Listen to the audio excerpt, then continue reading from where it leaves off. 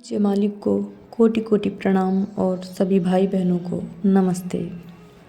बाबूजी महाराज ने कहा है कि एक शेर को प्रशिक्षित करना आसान है, परंतु एक मनुष्य को प्रशिक्षित करना कठिन है।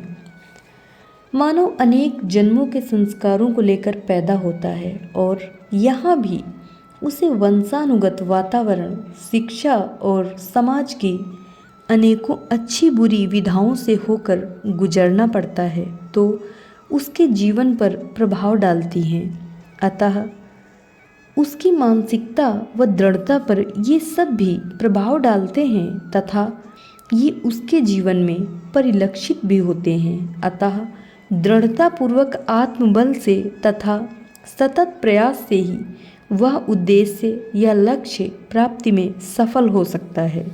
योग अनुशासन से प्रारंभ होता है और अनुशासन सहयोग से प्रारंभ होता है। सहयोग क्या है?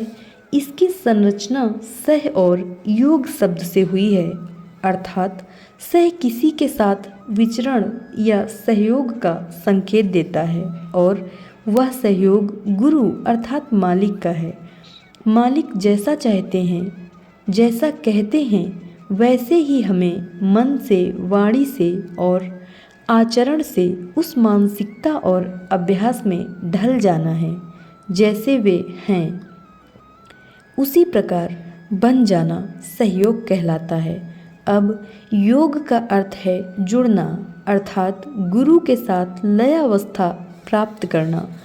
अनेकों ऐसे उदाहरण हैं कि जब तक आप पूर्ण रूपेण गुरु के आदेशों और निर्देशों का श्रद्धापूर्वक पालन नहीं करते, किसी भी विद्या में दक्षता हासिल नहीं कर सकते।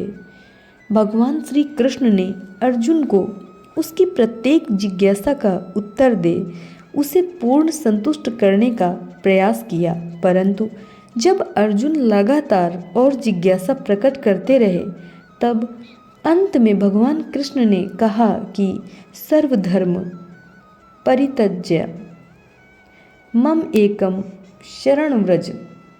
श्रीमद् भगवद गीता की यह उक्ति मनुष्य मात्र के लिए अनुपम भेंट है, क्योंकि श्री कृष्ण कहते हैं कि कर्मकांड अर्थात धर्म को छोड़कर मेरी शरण में आ जा, मैं तेरे संपूर्ण पापों को नष्ट कर दूंगा। सतत स्मरण एवं समर्पण से प्रेम जागृत होता है और प्रेम से प्रभु मिलते हैं, अर्थात मालिक मिलते हैं। भटकने से कोई सरोकार सिद्ध नहीं होता है। जीवन के प्रत्येक क्षेत्र में सहयोग से ही कुछ मिल सकता है।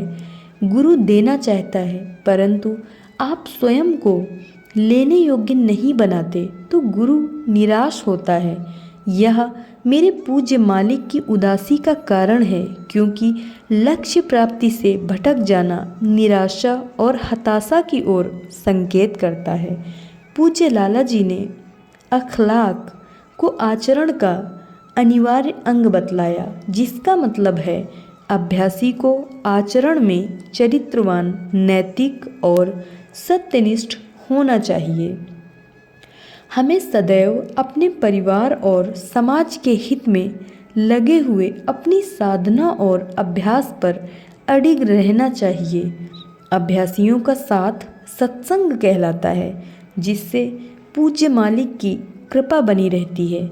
अतः सत्संग से भी सहयोग प्रारंभ होता है। प्रातः का ध्यान, शाम की सफाई, रात्रि की प्रार्थना सच्चे मन से करने व उनके आदेशों का पालन करने को ही सहयोग कहा जाता है।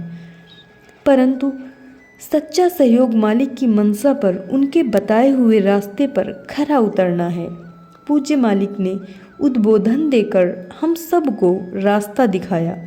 वहीं अक्टूबर 2010 के अंक में एक ने समीक्षा देकर हम सभी अभ्यासियों की आंखें खोल दी। अपने आचरण से हमें मानव और फिर दिव्य मानव बनना है, जिससे शीघ्र ही अपने लक्ष्य को प्राप्त कर सकें। परम पूज्य मालिक को प्रसन्न करने का यही एक रास्ता है। धन्यवाद।